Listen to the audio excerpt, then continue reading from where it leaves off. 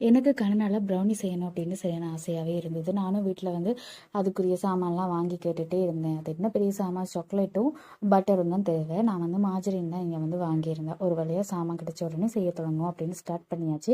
எனக்கு இந்த அக்யூரேட் மெஷர்மெண்ட்லாம் வந்து தெரியாது. அதே போல் எதை முன்னுக்கு போடணும் எதை பின்னுக்கு போடணும் அப்படின்றதுலேயும் வந்து கொஞ்சம் கன்ஃபியூஷன். ஏதோ நமக்கு வந்த மாதிரி செய்வோம் அப்படின்னு செய்ய ஸ்டார்ட் பண்ணிட்டேன். செஞ்சு கிஞ்சி கடைசியாக என்கிட்ட வந்து ஓவன் இல்லை. அப்போ ஓவன் இல்லை அப்படின்றதால சரி வந்து சட்டியில் வைப்போம் அப்படின்னு தான் வச்சோம். உப்பு போட்டு வச்சோம். உப்பு வடித்த சத்தத்துக்கு ஊரே அலற மாதிரி கத்திட்டு ஓடுனது தான் மிச்சம். ஏதோ கீழ்ப்பக்கம் கொஞ்சம் கருகி மேல் பக்கம் கொஞ்சம் வேகாமல் சாப்பிட்றதுக்கு ஓரளவு ஓகேயான மாதிரி கிடைச்சிது. சரி ஓகேன்னு வெட்டி சாப்பிட்டாச்சு. அதுலேயும் எங்கள் வீட்டில் உள்ளவங்களுக்கு பெருசாக பிடிக்கலை. அதனால நான் அதெல்லாம் பார்சல் பண்ணி எடுத்துகிட்டு ஹாஸ்டலுக்கு வந்துட்டேன். எனக்கு டின் ஃபிஷ் அப்படின்னா சரியான விருப்பம். அப்பாட்ட கேட்டுகிட்டே இருந்தேன், எனக்கு வளமே நீங்கள் செஞ்சு தர மாதிரி டின் ஃபிஷ் பிரட்டல் வந்து செஞ்சு தாங்க பானோட சாப்பிட்றதுக்கு அப்படின்னு.